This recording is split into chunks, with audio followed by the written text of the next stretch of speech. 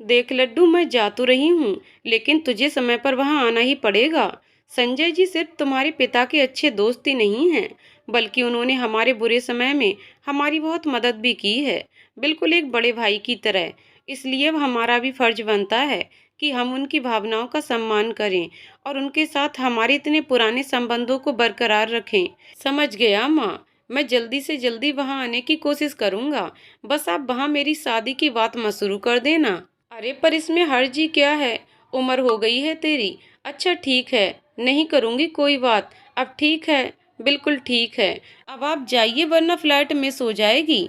और अपना ख्याल रखिएगा, मैं नहीं रहूँगा वहाँ, तो कुछ भी मत खाने लगिएगा। सिर्फ हेल्दी और कम तेल मसाले की चीज़ें ही खाइएगा और अपनी दवाइयाँ समय से लीजिएगा।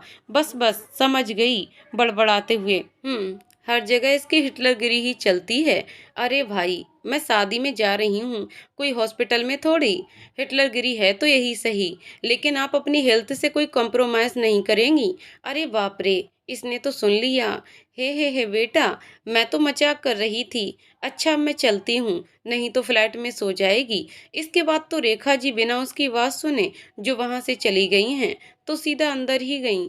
हालांकि उनकी हालत तो ऐसी नहीं थी कि वो सीधा प्लेन में ही जाकर बैठती, लेकिन एयरपोर्ट वालों ने फॉर्मेलिटी के नाम पर रोक लिया। रेखा जी को अपने पुराने फैमिली फ्रेंड के बेटे की शादी में देहरादून जाना था और वो चाहती थी कि उनके साथ उनका इकलौता बेटा सूरज भी चले। लेकिन पिछले कुछ सालों में सूरज उनके साथ जिस किसी भी पार्टी फंक्शन में गया था, रेखा जी उसकी शादी के पीछे पड़ जाती और वहां मौजूद लड़कियों में अपनी होने वाली बहू ढूंढने लगती, जिससे वो चिढ़ जाता था। और इसीलिए इस बार भी उसने काम का बहाना बनाकर उनके साथ जाने से इनकार कर दिया था। रेखा जी को एयरपोर्ट छोड़कर सूरज अपने हॉस्पिटल की तरफ बढ़ गया। डॉक्टर सूरज चाहे कितना भी बड़ा अकड़ू खड़ूस और हिटलर क्यों ना हो, उसे अपने काम से बहुत प्यार था और वो अपनी ड्यूटी पूरी शिद्दत से निभाता था और अक्सर अपनी माँ की शादी वाली बातों से बचने के लिए हॉस्पिटल पहुंच जाता था और वहां के स्टाफ पर अपनी हिटलरगिरी झाड़ने लगता था, जिससे सारे लोग उससे थोड़े चिड़े चिड़े और थोड़े परेशान रहते थे। हॉस्पिटल ड्यूटी खत्म करके डॉक्टर साहब निकले तो बाहर मौसम खराब हो रहा था और बिना मौसम की बरसात ने सबको परेशान कर दिया था और सब अपने घरों में दुबके हुए थे। लेकिन हमारे डॉक्टर साहब तो महान हैं, उन्हें तो ऐसे ही पागलपन के काम करने में मजा आता है। वो तो अपनी कार लेकर निकल पड़े थे सड़क पर तफरी करने।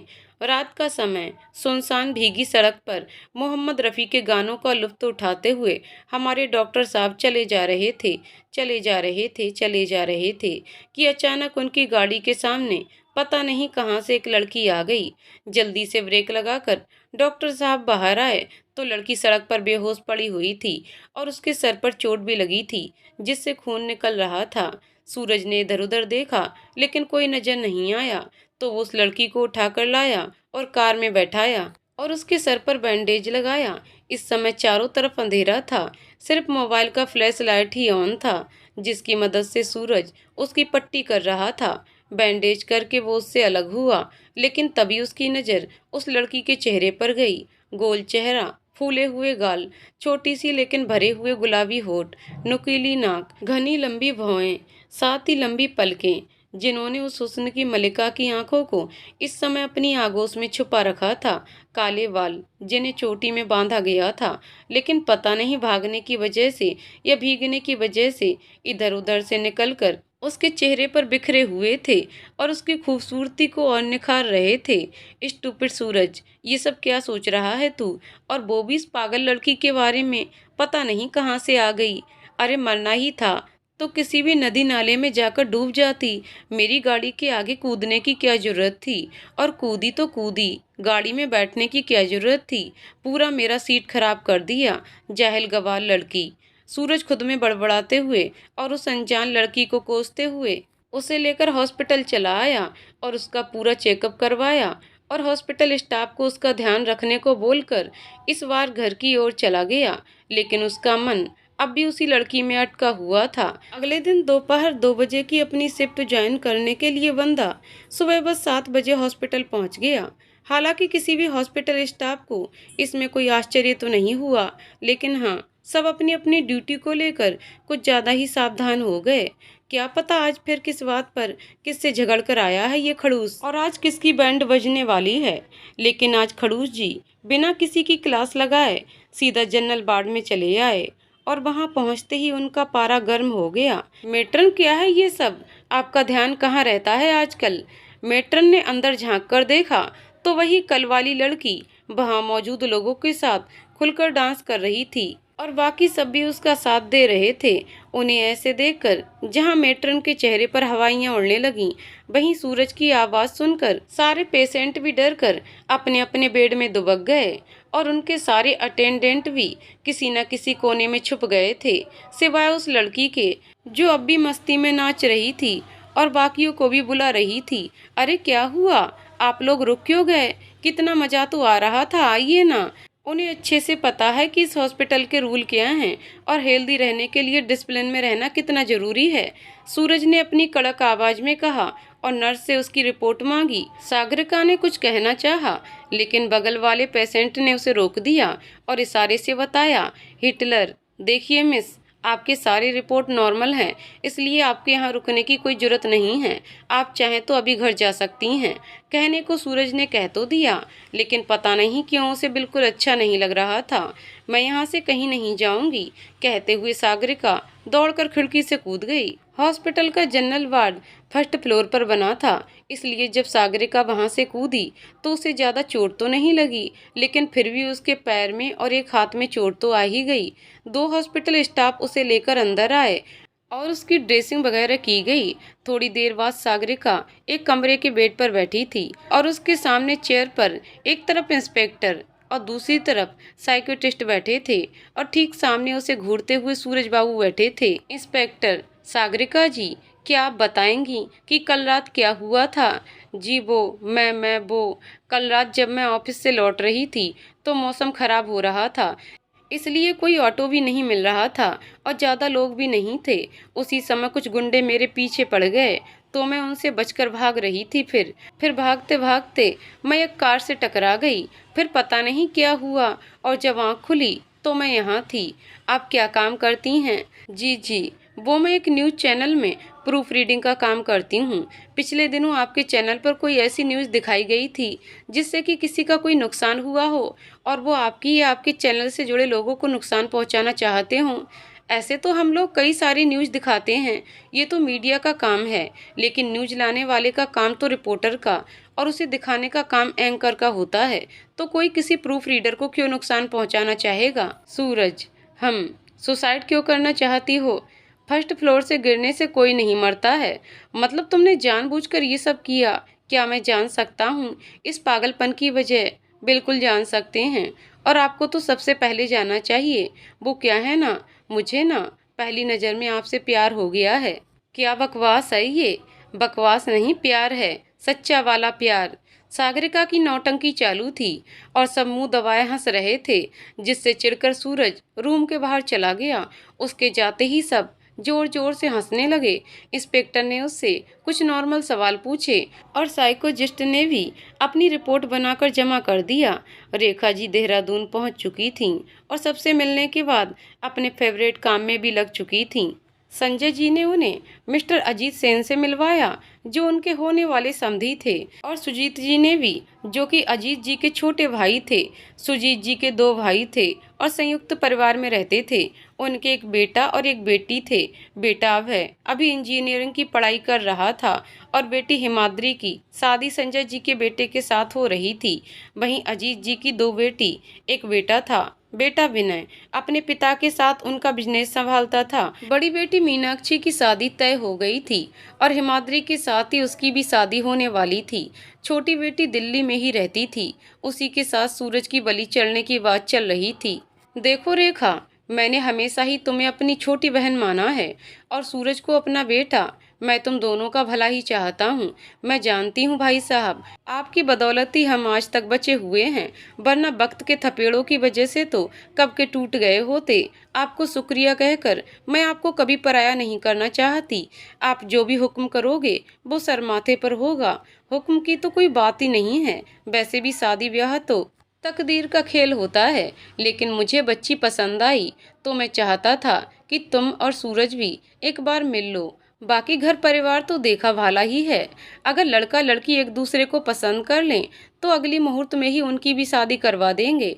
ठीक है भाई साहब, जैसा आप कहें। दिल्ली। सूरज अपने चैम्बर में बैठा किसी पेशेंट की रिपोर्ट पढ़ रहा था। तभी दानिश, उसका दोस्त, सागरिका का साइकोलॉजिस्ट आया। क्या बात है भाई, तेरी ही ऐस है। मतलब स्कूल कॉलेज में सारी लड़कियां तुझ पर मरती थीं, यहाँ हॉस्पिटल में भी पेशेंट से लेकर सभी सीनियर्स और जूनियर डॉक्टर नर्स सब तुझ पर मरती हैं। और अब तो सच में एक ने जान देने की कोशिश की, तेरा हो गया। तो बताएगा बात क्या है? लड़की पूरी तरह से नॉर्मल है, डिप्रेशन या ऐसा कुछ भी नहीं है। बस घर से भागी हुई लगती है या फिर कोई बड़ा कांड की हुई लगती है। बहुत पॉसिबल है कि जब वो घर से भागी हो तो कुछ गुंडे उसके पीछे पड़ गए हों, या जिन लोगों का उसने नुकसान किया है वो लोग उसके पीछे पड़े हों। उन्हीं से बचते हुए वो तेरी कार से टकरा गई हो। अब उसे लगता है कि अगर वो इस हॉस्पिटल से बाहर जाएगी तो वो लोग वापस उसके पीछे पड़ जाएंगे, इसलिए वो ऐसी बेवकूफ़ वाली हरकत कर रही हो। एक और बात हो सकता है कि वो किसी आतंकवादी संगठन से जुड़ी हो और अपने काम को पूरा करने के लिए उसे कुछ समय चाहिए हो, और तब तक उसे छुपकर रहने का कोई ठिकाना चाहिए हो, और उसके लिए उसे हॉस्पिटल से बेहतर कुछ जगह ना लगी हो, और इसलिए वो किसी भी कार के आगे कूदने वाली हो। वैसे भी कौन यकीन करेगा कि हॉस्पिटल में एडमिट कोई इंसान किसी आतंकवादी हमले का मास्टरमाइंड हो सकता है। वो आतंकवादी नहीं है। मैंने उसके न्यूज एजेंसी में पता किया था, वो वाकई वहाँ काम करती है और यहीं रहती है अकेली। उसकी फैमिली कहीं बाहर रहती है। इसलिए तेरे 2 ऑप्शन तो फेल हो गए, बच गया तीसरा। हो सकता है कि कोई न्यूज कवर करने के चक्कर में उसने किसी का नुकसान किया हो और अब वो लोग उसके पीछे पड़े हों, इसलिए छुपने के लिए वो ये सब कर रही हो। लेकिन हम उसे ऐसे बिना किसी वजह के यहाँ नहीं रहने दे सकते, और वो इतनी आसानी से मानने वाली भी नहीं लग रही है। अब क्या करें? उसकी तुम चिंता मत करो, वो मैं संभाल लूँगा। तभी उनका एक और कॉमन फ्रेंड डॉक्टर सुधाकर वहाँ आया। अपने कपड़ों में छुपाई हुई शराब की बोतल सूरज को दे दी। सूरज ने कुछ शराब अपने कपड़ों पर गिरा ली और थोड़ी सी शराब से कुल्ला किया, जिससे उसके मुंह और कपड़ों से शराब की गंध आने लगी। फिर उसने उन दोनों को आंखों ही आंखों में इशारा किया और सागरिका से मिलने चल दिया। फाइनल रिपोर्ट आने तक सागरिका को सिंगल रूम में ही रहना था, लेकिन यहाँ भी वो अपनी हरकतों से बाज नहीं आ रही थी, और एक बार तो मौका देखकर भागकर चिल्ड्रंस वार्ड में पहुंच गई थी, और फिर उन बच्चों के साथ उसने जो धमाल मचाया था। इसके बाद से उसके रूम के बाहर 2 गार्ड्स बिठा दिए गए थे, लेकिन उसने उनसे भी दोस्ती कर ली और उनके साथ बैठकर पत्ते खेलने लगी।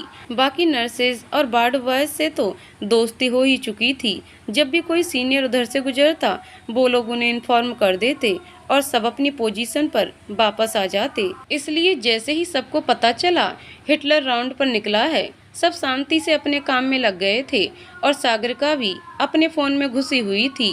सूरज लड़खड़ाते कदमों से अंदर आया और उसके करीब बैठ गया। उससे आती शराब की बदबू से सागरिका थोड़ी अनकंफर्टेबल हो गई थी। उसने उसके गालों पर अपनी उंगलियां चलाते हुए कहा, तो क्या कह रही थी तुम सुबह? तुम्हें मुझसे प्यार हो गया है? उसके कानों को अपने होठों से छूते हुए, वो भी पहली नज़र का प्यार। उसकी हरकतों ने सागरिका को घबराने पर मजबूर कर दिया था। देखो, दूर रहकर बात करो मुझसे। क्या हुआ? मुझसे ही प्यार करती हो और मुझसे ही परहेज भी करती हो? Shut up, just shut up. Okay, कोई प्यार व्यार नहीं करती मैं तुमसे। वो सब तो मैंने इसलिए कहा था ताकि किसी बहाने मैं यहाँ अगले 10 दिन तक रह सकूं। 10 दिन हॉस्पिटल में? क्यों, क्या करने वाली हो तुम? सागरिका की आंखों में आंसू आ गए और वो कुछ पलों के लिए चुप हो गई। सूरज उसके चेहरे के हाव भाव पढ़ने लगा। देखो, अगर कोई प्रॉब्लम हो तो तुम मुझे बता सकती हो, शायद मैं तुम्हारी कोई मदद कर पाऊँ। ऐसी बेवकूफ़ी वाली हरकतों से तो तुम ना सिर्फ खुद को बल्कि सारे स्टाफ को भी मुसीबत में डाल सकती हो। मेरी बहन की शादी है अगले हफ्ते, बस तब तक के लिए मुझे यहाँ रहने दो। प्रॉमिस, मैं किसी को परेशान नहीं करूँगी, कोई मस्ती नहीं करूँगी, बिल्कुल अच्छे बच्चे की तरह रहूँगी। बस प्लीज़ मेरे घर वालों को दिखाने के लिए मुझे यहाँ एडमिट कर लो। तुम अपनी ही बहन की शादी में नहीं जाना चाहती क्यों? सागरिका ने अपना सिर झुका लिया, लेकिन उसके चेहरे का दर्द और उसके आंसू सूरज से नहीं छुप सके। देखो, एक दोस्त के नाते पूछ रहा हूँ, बता दो। अगर बताओगी नहीं तो प्रॉब्लम खत्म कैसे होगी? इस समय हमारे हिटलर जी अपने स्वभाव के बिल्कुल उलट बहुत आराम से और प्यार से बात कर रहे थे। वो मेरी बहन पहले यहाँ दिल्ली में रहती थी। उसे एक लड़का पसंद था, लेकिन असल में वो लड़का एक घटिया किस्म का इंसान था जो मेरे साथ भी। मैंने दी को ये सब बताने की कोशिश भी की, लेकिन पता नहीं उस लड़के ने उसे क्या कहा। उसने उल्टा मुझे ही हर बात का दोषी ठहरा दिया और अलग फ्लैट में रहने चली गई। उस दिन के बाद उसने मुझसे कभी बात करने की कोशिश भी नहीं की। उल्टा जब भी मैं उससे बात करने की कोशिश करती तो वो मुझे। फिर एक दिन पापा का फ़ोन आया और उन्होंने बताया कि उसकी शादी है। मैं सोचने लगी क्या करूं क्या ना करूं। तभी दी का फ़ोन आया और उसने मुझसे कहा कि चाहे जो हो जाए, लेकिन मुझे उसकी शादी से दूर रहना ही होगा और इसके बारे में घर पर किसी को भी नहीं पता चलना चाहिए। हम तो इसलिए ये ड्रामा कर रही थी। मैं तो आपकी गाड़ी के आगे भी कूदी थी और खिड़की से भी, लेकिन मेरी किस्मत तो देखो, बस हल्की सी चोट ही लगी, एक भी फ्रैक्चर नहीं हुआ। उसने इतनी मासूमियत से कहा कि सूरज भी अपनी हंसी रोक नहीं पाया। और अगर तुम्हें अपने घर वालों से अपने बॉयफ्रेंड से मिलवाना हो तो मतलब। सूरज ने उसे अपना प्लान बताया, जिसे सुनकर सागरिका बहुत खुश हो गई और उछलकर उसके गले लग गई। अचानक हुए इस हरकत से सूरज चौंक गया था। सूरज अपने दोस्तों को प्लान के बारे में बताता है। Are you sure? मतलब जो लड़का आज तक लड़कियों के नाम से दूर भागता था, वो आज एक लड़की के लिए इतना सब प्लान करके बैठ गया, उसका बॉयफ्रेंड बनने को तैयार हो गया। क्या बात है! लड़की के लिए नहीं, मॉम के लिए। तुम लोगों को तो पता ही है, मॉम किसी शादी में देहरादून गई हैं और मुझे भी बुलाया है। और जहाँ तक मैं उन्हें जानता हूँ, उन्होंने पक्का वहाँ मेरी शादी के लिए कोई लड़की देखनी है। और अब अगर मैं इस पागल के साथ जाता हूँ तो मुझे उनका वो टॉर्चर नहीं सहना पड़ेगा। और अगर उन्हें तेरे इस प्लान की भनक लग गई तो क्या बोल दूंगा कुछ भी, ब्रेकअप हो गया, लड़की के घर वाले रिश्ते के खिलाफ हैं, या लड़की बेवफा निकली, वो सब तो ठीक है, लेकिन अगर लड़की सच में लफड़े वाली निकली तो मतलब इस बात की क्या गारंटी है लड़की सच बोल रही है। वैसे ये भी सही है सूरज, मुझे लगता है तुझे इस लड़की के झमेले से दूर रहना चाहिए। चल मान लिया कि लड़की झूठ बोल रही है और उसका कोई और प्लान है, लेकिन मैं कौन हूँ? तुम लोग जानते नहीं क्या मुझे? तुम्हें सच में लगता है कि कोई भी मुसीबत सूरज को नुकसान पहुंचा सकती है और फिर हो सकता है मेरे जाने से हम उस मुसीबत को ही खत्म कर दें? चल ठीक है, सिर्फ तेरे कहने पर हम मान जाते हैं, लेकिन तुझे हमसे वादा करना पड़ेगा कि तू हमें पल पल की जानकारी देगा और कोई भी बड़ी बात होने पर सबसे पहले हमें उसके बारे में बताएगा। वादा। रात 9:30 बजे meeting point, Ajmeri Gate metro station पर सूरज अपने दोस्तों के साथ सागरिका का इंतजार कर रहा था।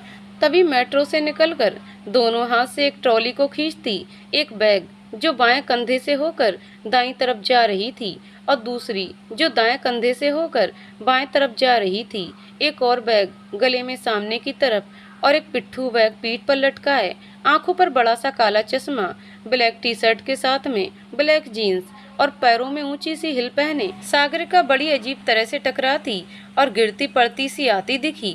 उसे देखते ही दानिश और सुधाकर की हंसी निकल गई। सूरज ने दोनों को घूर कर देखा तो दोनों इधर उधर देखने लगे। तभी सूरज भी हंसने लगा और वो दोनों भी उसके साथ ही हंसने लगे। Sagarika, hello doctor. ऐसे आप तीनों को साथ में हंसते देखकर अच्छा लगा, और खासकर सूरज जी आपको। लगता है हमारा सफ़र अच्छा जाने वाला है।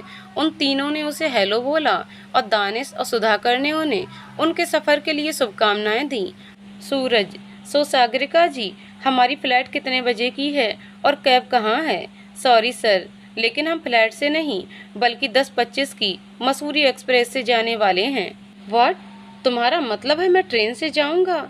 नो वे, मैं इतने सारे लोगों के बीच में धक्के खाते हुए नहीं जाने वाला हूँ। हम एसी सेकेंड क्लास में जाने वाले हैं, कोई जनरल कंपार्टमेंट में नहीं। उनकी बात सुनते ही दानिश और सुधाकर एक बार फिर हंसने लगे। सूरज ने उन्हें घूरा तो दोनों बिल्कुल अच्छे बच्चे की तरह मुंह पर उंगली रखकर खड़े हो गए। उन्हें ऐसे देखकर सागरिका को भी हंसी आ गई। उसके हंसते ही वो दोनों भी खिलखिला पड़े, जिससे सूरज और ज्यादा चिढ़ गया। अपना सामान लेकर रेलवे स्टेशन की ओर बढ़ गया, जो कि मेट्रो स्टेशन के पास ही था। दानिश और सुधाकर ने सागरिका का सामान ले लिया और उन्हें शराफत से ट्रेन में बिठाया और ट्रेन रवाना करके वापस आ गए। नई दिल्ली स्टेशन पर तो उस कूपे में सिर्फ वो दोनों ही थे, तो सूरज भी आराम से था और फुल एटीट्यूड में सागरिका को इग्नोर करते हुए अपने फोन में घुसा हुआ था। लेकिन सहदरा स्टेशन पर एक अधेड़ बंगाली दंपत्ति भी उस ट्रेन में चढ़े और सूरज की चमकती किस्मत में वही आ गए। अब उनकी सीट अपर बर्थ पर थी और उन्हें चढ़ने में दिक्कत थी, लेकिन सूरज बाबू के हिटलर अवतार को देखकर उन्हें सीधा सीधा उनसे कहते हुए संकोच हो रहा था, तो उन्होंने भूमिका बनाना शुरू किया। कहाँ तक जाओगे दादा? घोर जा रहे हैं क्या दादा? ये आपकी मैसेज है क्या?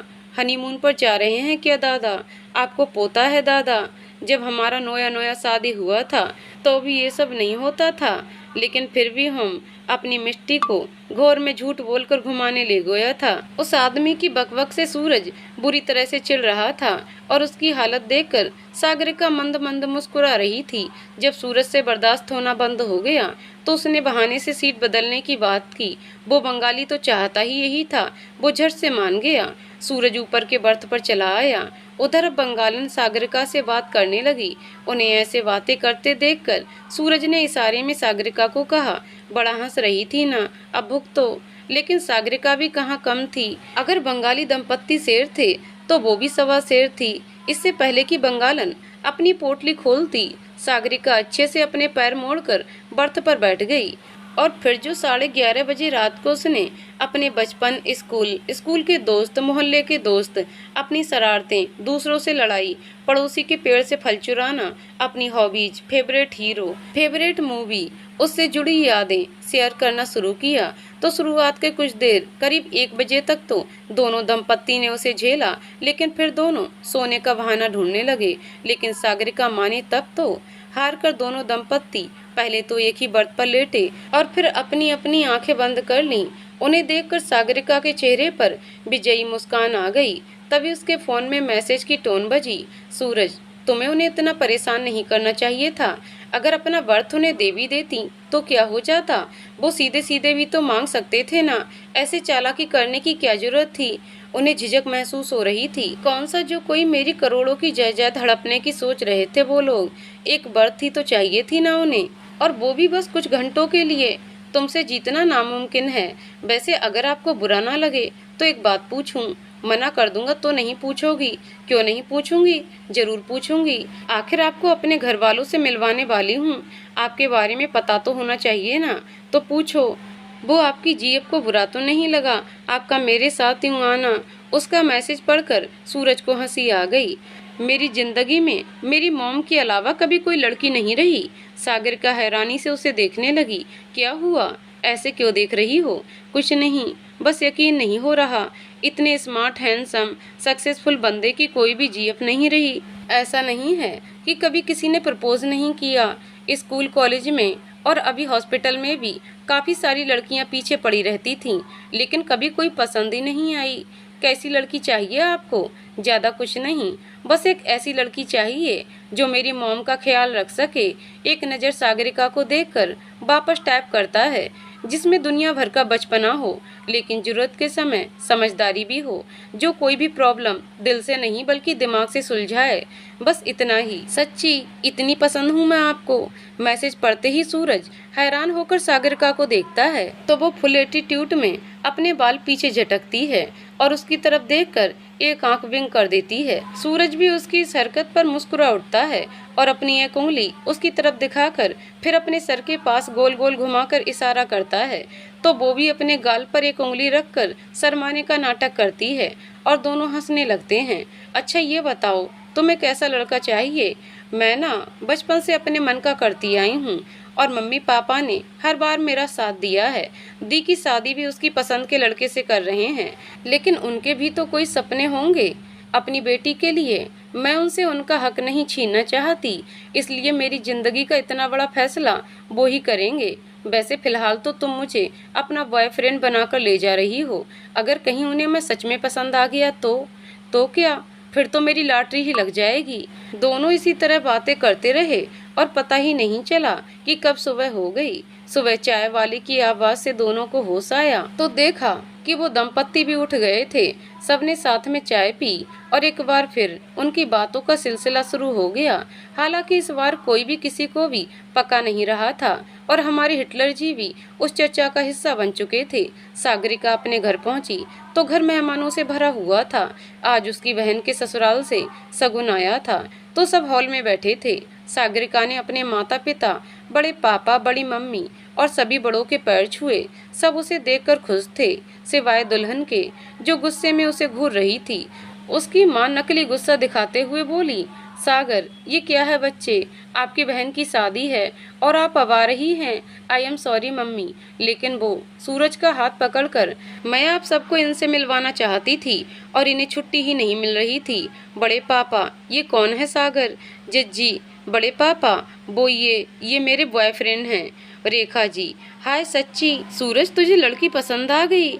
तूने मुझे इस बारे में पहले क्यों नहीं बताया? समधी जी, हमारे बच्चों को हमारी पसंद पसंद है। मैं तो कहती हूँ इसी मंडप में इन दोनों की भी शादी करवा देते हैं। रेखा जी और पूरा परिवार इस खबर से खुशी से झूम उठा था। वहीं सूरज और सागरिका एक दूसरे को बेचारगी से देख रहे थे।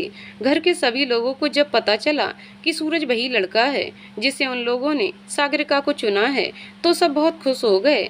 वहीं रेखा जी तो बस इसी बात से खुश थीं कि फाइनली उनके बेटे को कोई लड़की पसंद आ गई थी और इसी के साथ सारे घर वाले सारे काम को भूलकर उनसे बातें करने लगे। यहाँ तक कि हिमाद्री भी उनके लिए बहुत खुश थी और पूरे एक्साइटमेंट में उन लोगों के साथ बात कर रही थी। सिर्फ एक मीनाक्षी ही थी जिसे उनका वहाँ होना और सबका उन्हें अटेंशन देना पसंद नहीं आ रहा था। सूरज का एक फ़ोन आता है तो वो उठकर बाहर चला जाता है और अब सब सागरिका को घेर लेते हैं और रेखा जी बार बार उसके गालों को छूते हुए उससे उसके काम, उसके फ्यूचर प्लान के बारे में पूछने लगती हैं।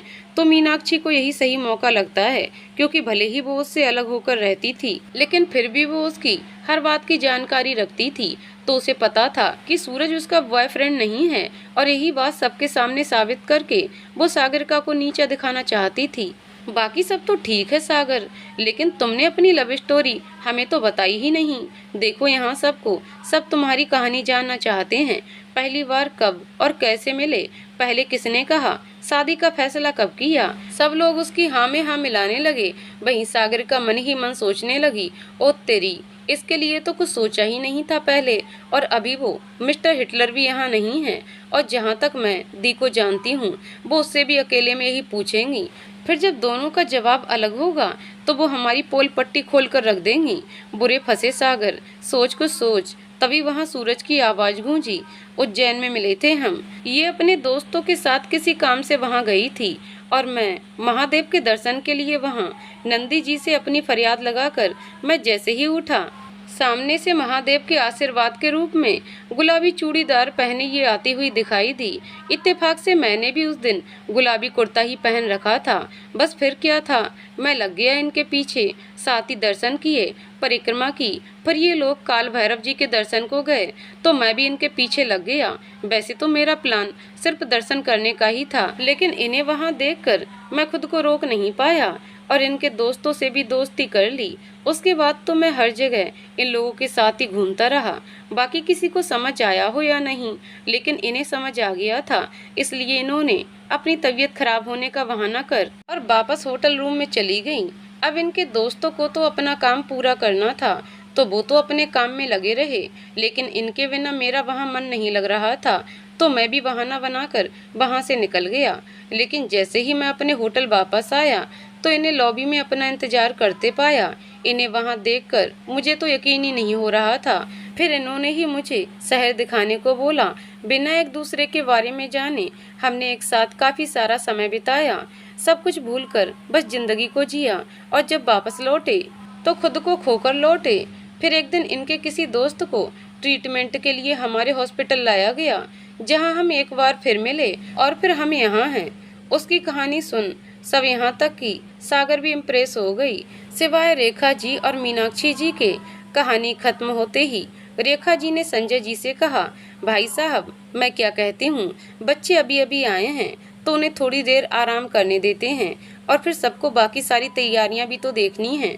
तो मैं क्या कहती हूँ, अभी हम सब इन 2 शादियों पर ही ध्यान देते हैं।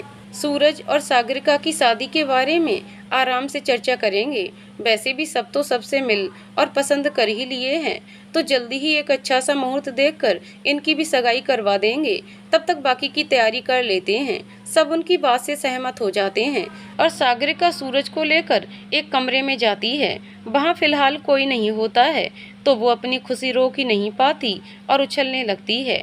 Thank you so much. मुझे लगा था कि हम फंसने वाले हैं, लेकिन आपने क्या शानदार एंट्री ली और क्या लाजवाब कहानी सुनाई। मैं तो आपकी फैन ही हो गई। सच में मुझे नहीं पता था कि आपको लव स्टोरीज इतनी पसंद हैं। मैं तो आपके गुस्से को देखकर आपको टीवी पर कोई सत्संग भजन देखने वाले दादाजी टाइप समझ रही थी। ओ तेरी, ये क्या बोल गई थी सागर। अपनी खुद की कही बात ध्यान में आते ही उसने अपनी जीभ हल्के से दांतों से काट ली थी और डरते हुए सूरज को देखा, जो इस समय अपने नाम के अनुरूप सूरज, मतलब जेठ के दोपहर का सूरज यानी आग का गोला बना उसे ही घूर रहा था। उसे ऐसे देखते ही सागर की सिट्टी पिट्टी गुम हो गई और वो धीरे धीरे दरवाजे की ओर सरकते हुए बोली, हे डॉक्टर बाबू, हम ना अभी आपके लिए कुछ चाय नाश्ते का इंतजाम करके आते हैं। इतना कहते ही वो बिना देखे वहाँ से रफू चक्कर हो गई और उसकी हरकत पर सूरज हंसे बिना नहीं रह पाया। चलो अच्छा है, किसी ने तो मेरे बेटे को हंसी लौटाई, वरना अपने पिता के जाने के बाद तो तूने हंसना मुस्कुराना बिल्कुल छोड़ दिया था। क्या मॉम, आप भी कौन सी बात लेकर बैठ गईं? अच्छा ये सब छोड़िए, ये बताइए ये सब क्या है? मैंने आपको मना किया था ना कि आप मेरी शादी का सोचेंगे भी नहीं। और आप क्यों भाई, तू अपनी माँ को बिना बताए लड़की का हाथ पकड़कर उसके घर जा सकता है और मैं उसी लड़की के साथ तेरी शादी भी नहीं करवा सकती? मॉम, आप बस इतना समझ लीजिए कि ये सब झूठ है। वो तो मैं तभी समझ गई थी जब तूने अपनी बोलकर सुधाकर की कहानी चिपकाई थी। अब तू खुद से सच बताएगा या? अरे नहीं मॉम, मैं बताता हूँ ना। फिर वो उन्हें सागरिका से मिलने से लेकर अब तक की सारी बात उन्हें बता देता है। वैसे बात इतनी सी है या कुछ और भी है?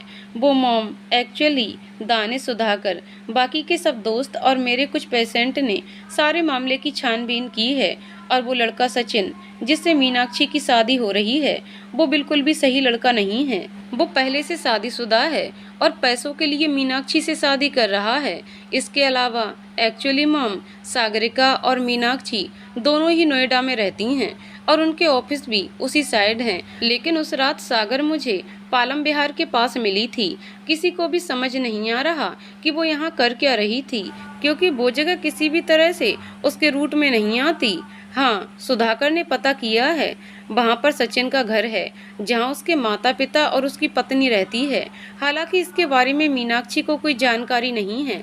अब सवाल उठता है कि अगर सागर को इसके बारे में पता था तो उसने अपने घर वालों को इसके बारे में क्यों नहीं बताया? उल्टा उसने तो सीधा यहाँ आने से ही इनकार कर दिया था। और अगर उसे भी इसके बारे में कोई जानकारी नहीं है तो वो वहाँ कर क्या रही थी? और ये तुझे पता करना है। मॉम, क्या हुआ? आप ऐसे क्यों हंस रहे हैं? क्योंकि तू अब भी उतना ही बुद्धू है जितना बचपन में था। बच्चे, मैंने सागरिका की आंखों में देखा है, जब वो मीनाक्षी को देख रही थी, उसने यहाँ आने से पहले ही अपनी बहन को बचाने का उपाय कर लिया है। कैसे किया, क्या किया, वो सब मुझे नहीं पता, लेकिन इतना तो मुझे भी पता है कि अगर वो यहाँ नहीं भी आती तो भी ये शादी टूट जाती। मॉम, कभी कभी तो आपकी बातें मुझे समझ ही नहीं आती, क्योंकि तू है ही भोलू भालू। मॉम, भालू तो मत बुलाओ ना मुझे, एटलीस्ट यहाँ तो मत बुलाओ। ओहो, देखो तो जरा हमारे राजकुमार को अपने ससुराल में अपनी इमेज की कितनी चिंता है। जहाँ एक ओर रेखा जी अपने लाडले को छेड़ रही थी, वहीं दूसरी ओर मीनाक्षी ये समझने की कोशिश कर रही थी कि ये सूरज आखिर है कौन और उसे इस कहानी के बारे में कैसे पता। सुधाकर के साथ जो भी हुआ था वो सब उसके लिए बस एक टाइम पास था और जिसे वो कब का भूल चुकी थी। लेकिन आज अचानक से इस कहानी को सुनकर वो उस लम्हे को दोबारा जीने से खुद को रोक नहीं पाई। लेकिन ये सब कुछ सूरज को कैसे पता? इसके बारे में तो उसके दोस्तों को भी नहीं पता था और न ही कभी उसने सागर से इसका जिक्र ही किया था। तो फिर आखिर है कौन ये सूरज? कहीं ये उसका कोई दोस्त तो नहीं? नहीं, ये कैसे हो सकता है? सूरज तो डॉक्टर है और वो कौन था? वो कुछ भी तो नहीं जानती थी उसके बारे में, फिर भी चली गई थी उसके साथ अकेले, बिना किसी को बताए। क्यों? और फिर वो सचिन से मिली, जिससे उसे कभी प्यार था ही नहीं। और ना ही वो कभी उससे मिलती या उसकी तरफ देखती। अगर उस दिन सागरिका को उसने बहस करते और फिर उसे थप्पड़ मारते हुए ना देखा होता, सिर्फ सागरिका को नीचा दिखाने के लिए उसने सचिन से दोस्ती की थी और यही उसकी सबसे बड़ी गलती बन गई थी। वो सचिन का सारा सच जानते हुए भी कुछ नहीं कर सकती।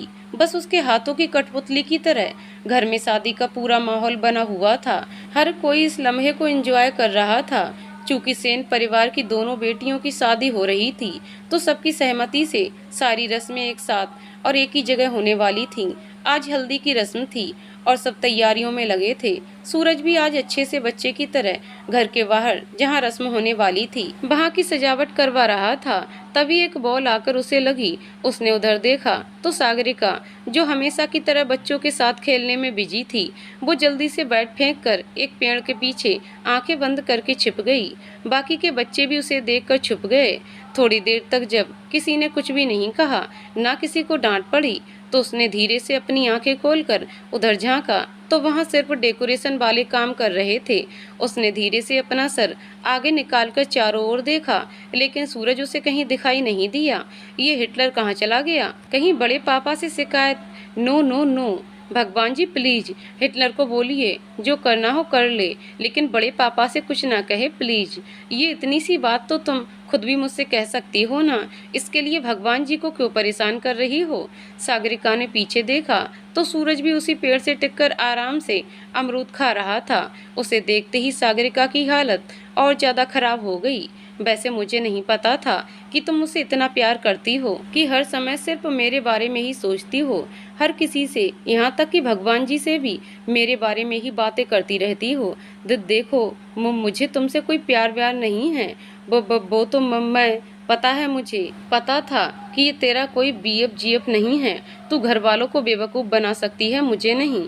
मना किया था ना तुझे यहाँ आने से, फिर क्यों आई है तू यहाँ? ये मीनाक्षी थी जो सागरिका को एक बार फिर परेशान करने और डराने की कोशिश कर रही थी। सूरज, घर है ये इसका, माँ बाप रहते हैं इसके यहाँ, उनसे मिलने आई है वो यहाँ। और वैसे भी यहाँ सिर्फ तुम अकेली नहीं हो जिसकी शादी हो रही है। यहाँ मेरे बचपन के दोस्त सार्थक और इसकी बड़ी बहन हिमाद्री की भी शादी हो रही है, और हम दोनों यहाँ उसी की शादी को अटेंड करने आए हैं। तो अपने मन में कोई खुशफहमी मत पाल लेना कि हम यहाँ तुम्हारे लिए सारा रोमांटिक मूड खराब कर दिया।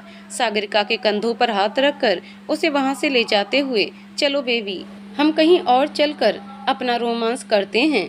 वो दोनों वहाँ से चले जाते हैं और मीनाक्षी अपने पैर पटकते हुए वहाँ से चली जाती है। क्या बात है डॉक्टर बाबू, आज बड़ा रोमांस सूझ रहा है। आपको कहीं सच में तो मुझसे प्यार नहीं हो गया ना? हाय, हमारी इतनी बुरी किस्मत कहाँ। हमें तो पक्का कोई नॉर्मल लड़की ही मिलेगी। क्या मतलब है आपका? मैं नॉर्मल नहीं हूँ, मेरे साथ रहना बुरी किस्मत होती है। अब तुम खुद ही सब कुछ कह रही हो तो हम क्या कहें? आपको तो अभी बताते हैं हम। इसके बाद तो सागरिका उसे मारने दौड़ी और वो उससे बचने के लिए जिधर तिधर भागने लगा। उन दोनों को ऐसे लड़ते देखकर सब मजे लेने लगे और रेखा जी तो अपने बेटे को पहली बार ऐसा बचपना करते देखकर भाव विभोर हो गईं। वहीं मीनाक्षी सागरिका को ऐसे देखकर एक बार फिर से जल भुन गई। थोड़ी देर में ही हल्दी की रस्म शुरू हुई। सारे लोग बाहर पंडाल में इकट्ठे हुए, जिसे सूरज और सागरिका के भाइयों ने बहुत खूबसूरत तरीके से सजाया था। सारी सजावट आज के फंक्शन के हिसाब से पीले और सफ़ेद रंग से की गई थी और ज़्यादातर सजावट फूलों से की गई थी। सारे लोग और दोनों दुल्हन और सार्थक आ चुके थे और सचिन का इंतजार हो रहा था। सब लोग आपस में बातें कर रहे थे। सूरज भी बात तो सार्थक से कर रहा था, लेकिन देख सागर को रहा था, जो अब भी उसे चिढ़कर किसी और से बात कर रही थी। थोड़ी देर बाद सूरज बड़े प्यार से एक प्लेट में कुछ मिठाइयाँ और आइसक्रीम लेकर उसके पास पहुँचा। सागर को लगा कि वो उसे मनाने वाला है, तो वो थोड़ा और भाव खाते हुए बोली, ये सब क्या है और क्यों लाए हो यहाँ? बड़े अदब से, जी ये आइसक्रीम है आपके दिमाग को ठंडा करने के लिए, और ये मिठाइयाँ आपकी कड़वी जुबान के लिए। इतना सुनना था कि सागर एक बार फिर भड़क गई और उसके पीछे भागने लगी। अब वहाँ मौजूद किसी के पास कोई काम तो था नहीं। सब सचिन के बेवजह लेट आने की वजह से परेशान थे और उसका नखरा झेलने को मौजूद थे। ऐसे में उन दोनों की ये बेवजह की लड़ाई सबके चेहरे पर मुस्कान लाने के लिए काम कर रही थी। वैसे भी सागर सबकी लाडली थी और सबको ही परेशान किए रहती थी। तो आज उसे परेशान होता देखकर सबको वैसे ही मजा आ रहा था। भागते भागते सागर का पैर मुड़ गया और इससे पहले कि वो सामने से आते सचिन से टकराती, सूरज ने उसका हाथ पकड़कर अपनी तरफ खींच लिया, जिससे कि वो उसके सीने से जा टकराई। लेकिन सचिन भी एक नंबर का कमीना था। वो तुरंत उसके पास आया और सागर की पीठ को छूते हुए बोला, आप ठीक तो हैं ना? सूरज ने झट से उसका हाथ झटका और कहा, बिल्कुल, आखिर वो अपने होने वाले पति और एक डॉक्टर के साथ है। वैसे आपको नहीं लगता इस समय आपकी होने वाली पत्नी को आपकी सबसे ज़्यादा ज़रूरत है? सूरज के चेहरे के सख्त भाव को देखकर सचिन ने दूर रहना ही सही समझा और चुपचाप से जाकर अपनी जगह पर बैठ गया। सबने रस्में शुरू की। सगुन की हल्दी लगाने के लिए बहन को बुलाया गया तो सागर आगे आई और सार्थक और हिमाद्री की तरफ आगे बढ़ी। लेकिन तभी मीनाक्षी उसे रोकते हुए बोली, वाह सागर वाह, मानना पड़ेगा तुम्हें, दूसरों का हक और उनकी खुशियां कैसे छीनी जाती हैं, ये तो कोई तुमसे सीखे। मीनाक्षी की माँ, ये तुम क्या बोल रही हो मीना? ऐसा भी क्या कर दिया उस बच्ची ने जो तुम उसके साथ ऐसे बात कर रही हो? बच्ची? आप लोगों को ये बच्ची लग रही है? अभी थोड़ी देर पहले सब लोग सचिन जी को रस्म में देरी के लिए ब्लेम कर रहे थे, लेकिन ये मैडम जब अपने आशिक के साथ यहाँ वहाँ दौड़ रही थी तब किसी को भी नहीं लगा कि रस्म में देरी हो रही होगी। और अब जब हिमदी को हल्दी लगानी है, जो कि मेरा हक था, कितनी आसानी से आप लोगों ने इस महारानी को दे दिया। मुझे तो लगता है कल को आप लोग इतनी ही आसानी से इसकी शादी भी सचिन जी के साथ करवा दोगे। तड़ाक! सागर ने खींचकर उसे एक तमाचा मारा और भरी हुई आंखों से एक बार सबको देखा और भागकर अंदर चली गई। उसके पीछे उसकी माँ, पापा, बड़ी माँ रेखा जी और सूरज भी आ गए। सागर अपना सामान पैक कर रही थी। सागर बच्चे, ये सब क्या है? तुम जानते हो ना कि ये मीनाक्षी बचपन से ही ऐसी है, उसकी बात का बुरा नहीं मानते बच्चे। हाँ बेटा, हम बात करेंगे उससे, समझाएंगे उसे। किसको? किसको समझाइएगा आप? बाहर जो लड़की है वो तो मेरी बहन है ही नहीं। अच्छे से जानती हूँ मैं मेरी बहन को। मेरी बहन थोड़ी सी बुद्धू, तुनक मिजाज, जिद्दी और मुझसे जलने वाली जरूर है, लेकिन वो सबके सामने इतनी बड़ी बात कभी कह ही नहीं सकती थी। ये लड़की, ये तो कोई और ही है जो सिर्फ उस इंसान के इशारे पर नाचती है, उसके हिसाब से सोचती है और उसी के हिसाब से करती है। और वैसे भी मम्मी पापा, आप दोनों ने ही सिखाया है ना कि इंसान के लिए उसके आत्मसम्मान से बढ़कर और कुछ नहीं है। और बड़ी माँ, आप तो हमेशा कहते हो ना कि दुनिया में हर चीज़ किसी न किसी रूप में वापस आ जाएगी, लेकिन अगर एक बार आपकी इज्जत चली गई तो फिर वापस नहीं आएगी। सूरज, वह क्या बात है? मुझे तो पता ही नहीं था कि जिस बेवकूफ़ और मासूम सी बच्ची को मैं पिछले 3 दिन से जानता हूँ वो इतनी समझदार भी हो सकती है। लेकिन एक बात नहीं समझ आई कि जब तुम्हें उस लड़के की सच्चाई पता थी तो तुमने अपनी बहन को बचाने की कोशिश क्यों नहीं की? किसने कहा मैंने कोई कोशिश नहीं की है? आप शायद भूल रहे हैं। भले ही मैं प्रूफ रीडर ही सही, पर एक न्यूज़ चैनल में काम करती हूँ, लेकिन वो इंसान हम सब से बहुत ज़्यादा चालाक है और उसने दी कि हम कुछ नहीं कर सकते, कुछ भी नहीं। सबने अपनी तरफ से उसे समझाने की कोशिश की, लेकिन वो नहीं मानी और अपना सामान लेकर बाहर चली गई। उसे ऐसे देखकर सब हैरान थे और उसे समझाने की कोशिश कर रहे थे, लेकिन वो सबको अनसुना कर बाहर निकल गई। लेकिन जैसे ही वो मेन गेट के पास पहुंची, एक कार उसके सामने आकर रुकी। सागरिका मीनाक्षी के व्यवहार से आहत होकर वहां से जाने लगती है, लेकिन तभी वहां एक गाड़ी आती है और सबका ध्यान उस पर चला जाता है। उस गाड़ी में से दानिश, सुधाकर, एक लड़की और एक अधेड़ दंपत्ति उतरते हैं। उसके पीछे ही एक और गाड़ी में सागरिका के कुछ ऑफिस के फ्रेंड भी आ जाते हैं। उन्हें देखकर सागरिका हैरान रह जाती है, लेकिन सूरज के चेहरे पर स्माइल आ जाती है। वो आगे बढ़कर सबका स्वागत करता है और सुधाकर और दानिश सार्थक से मिलते हैं। क्योंकि सार्थक भी काफ़ी समय तक दिल्ली में रहा था और उन सब में काफ़ी अच्छी दोस्ती थी, इसलिए उन लोगों का आना किसी को भी नहीं खटका सिवाय सागरिका के। सुधाकर और दानिश सबसे मिलते हैं। इस बीच सूरज सागरिका को थोड़ी देर के लिए वहां रुकने को मना लेता है। घर के बाकी लोगों से मिलने के बाद वो लोग दुल्हनों से भी मिलने जाते हैं। तब तक तो मीनाक्षी इसे भी सागरिका का सबका अटेंशन पाने का एक तरीका समझकर सबको इग्नोर किए बैठी थी, लेकिन जैसे ही उसकी नज़र हिमाद्री से हंसी मजाक करते सुधाकर पर पड़ी, वो हैरान रह गई। उसे उज्जैन में सुधाकर से मुलाकात और उसके साथ बिताए गए पल याद आने लगे, और साथ ही उस ट्रिप का आखिरी दिन भी। मीनाक्षी हमेशा से ही कामचोर और मतलबी इंसान थी। दूसरों के किए काम को अपने नाम से प्रचारित करना उसे अच्छी तरह आता था। अब अपने दोस्तों के साथ अपने प्रोजेक्ट के सिलसिले में उज्जैन गई थी, तो खुद के पीछे चक्कर लगाते हुए सुधाकर की ओर देखकर उसे आइडिया आया और वहां से बहाना बनाकर निकल ली। फिर वो उनसे छुपकर सुधाकर से मिली और दोनों ने 2 दिन तक घूमे फिरे और खूब सारी मस्ती की। उधर उसके बाकी के टीम मेंबर ने उस प्रोजेक्ट को पूरा किया, जहां मीनाक्षी के लिए सुधाकर सिर्फ एक एटीएम और कुली था। वहीं सुधाकर के मन में उसके लिए फीलिंग्स स्ट्रांग होती जा रही थी, और जिस दिन मीनाक्षी को वापस जाना था उस दिन सुबह उसने उसे प्रपोज कर दिया। हालांकि अब तक वो दोनों एक दूसरे के बारे में कोई भी दुनियावी बातें जैसे नाम, प्रोफेशन, पढ़ाई, परिवार, इन सब से अनजान थे, लेकिन फिर भी सुधाकर को यकीन था कि इन दोनों के बीच जो एक आपसी समझ, भरोसा और विश्वास इन 2 दिनों में बन गया है, उसकी वजह से वो उसे इनकार नहीं करेगी। लेकिन इसके उलट मीनाक्षी ने ना सिर्फ उसे इनकार किया बल्कि उसकी बुरी तरह से बेइज्जती भी कर दी। तुम्हारी हिम्मत भी कैसे हुई मुझसे ऐसी बात करने की? तुम खुद को समझते क्या हो क्या आखिर तुम जानते ही क्या हो मेरी लाइफ स्टाइल और मेरे स्टैंडर्ड के बारे में? जो 2 दिन में तुमसे बात क्या कर लिया? तुम तो खुद को टॉम क्रूज ही समझने लगे। देखो मिस्टर, तुम जैसे सैकड़ों हजारों मेरे आगे पीछे घूमते हैं, इसलिए ये दिन में सपने देखना बंद करो और जमीन पर लौट आओ। Bloody middle class. वो उसे बेइज्जत करके जाने लगी तो उसके कानों में सुधाकर की आवाज गूंजी, जहाँ जाना है जाओ, जैसे रहना है रह लो, लेकिन एक बात याद रखना, अगर मेरा प्यार सच्चा होगा तो तुम लौटकर मेरे पास जरूर आओगी। वो पीछे मुड़कर देखी तो उसे कोई भी दिखाई नहीं दिया और वो वहां से चली गई। हिमाद्री से मिलने के बाद सब लोग दूसरी दुल्हन को भी मुबारकबाद देने पहुंचे। सुधाकर ने जब मीनाक्षी को वहां देखा तो वो भी एक पल को हैरान रह गया, लेकिन फिर तुरंत ही खुद को संभाल भी लिया। तभी सार्थक ने उसके कंधे पर हाथ रखते हुए पूछा, और बता साले, ये हूर की परी कौन है? तेरी होने वाली भाभी है पगले। उसकी बात सुनकर सचिन और मीनाक्षी दोनों हैरान रह जाते हैं। सचिन, ये सब क्या बकवास है? सब सच्ची। सार्थक, मतलब इस घोचू को इसकी राजकुमारी मिल ही गई। तुम्हें ना इसकी लव स्टोरी सुननी चाहिए।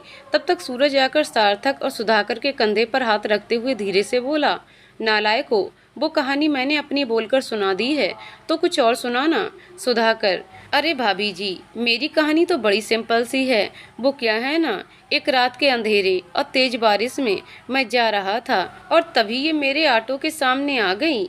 मैंने इन्हें देखा तो देखता ही रह गया। इनके मना करने के बाद भी मैं जबरदस्ती इन्हें लेकर हॉस्पिटल गया और इनका चेकअप करवाया।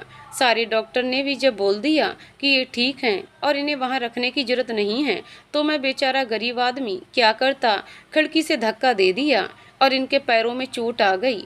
फिर तो उन लोगों को इन्हें एडमिट करना ही पड़ा और शुरू हो गई हमारी प्रेम कहानी। उस कहानी को सुनकर बाकी सब तो गिर गिर कर हंसने लगे, सिवाय मीनाक्षी जो बुरी तरह से जल रही थी। सागरिका, सूरज और सचिन के।